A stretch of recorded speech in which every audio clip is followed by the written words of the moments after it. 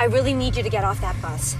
Listen, it's quite possible you've come in contact with an infectious disease and that you're highly contagious. This is Kate Winslet playing a doctor with the CDC in the 2011 movie Contagion. This is a pretty dramatic version of contact tracing. Kate Winslet literally runs to meet the man as he gets off the bus. But aside from that, it's basically how contact tracing works. The idea really with contact tracing is that you identify new people who test positive, right? So new positive cases, and then you track down the contacts may or may not be sick. Eyal Oren is an epidemiologist at San Diego State and led contact tracing for Seattle's King County until 2012. At that point, you help both the sick person and those who are exposed to that sick person isolate themselves, right? Basically to make sure the individuals get better, but also to stop further transmission of the virus. If one of those contacts now does test positive, right, and they become what we consider kind of a case, then that same idea would follow, where now you need to figure out who have they been in contact with.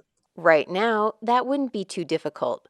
Under stay-at-home orders, when someone tests positive, you need to get in touch with their immediate family, maybe the checker at the grocery store they visited, and if they went into work, whomever they spent time with there. If one of those contacts tests positive, you need to start the process over again with that person's contacts. Without social distancing, if a person tests positive, you still need to get in touch with their immediate family, but also many more contacts. People who sat near them at a restaurant, were around them at the zoo, worked near them at the office. If one of those contacts tests positive, you start the process over again with their contacts, which again is far more people. Contact tracing has been used for 100 years, all the way back to the Spanish flu in 1918. But there are added challenges with COVID-19, says Eyal Oren, the epidemiologist. You need about 30 workers per 100,000 people to do this work properly. And that's about double what you would usually need. And of course, most places we don't have what we usually need.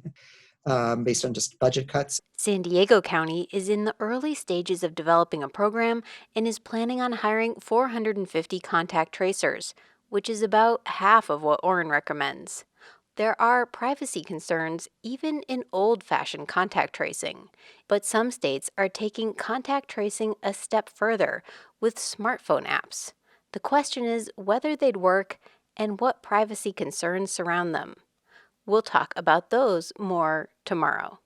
Claire Tregesser, KPBS News.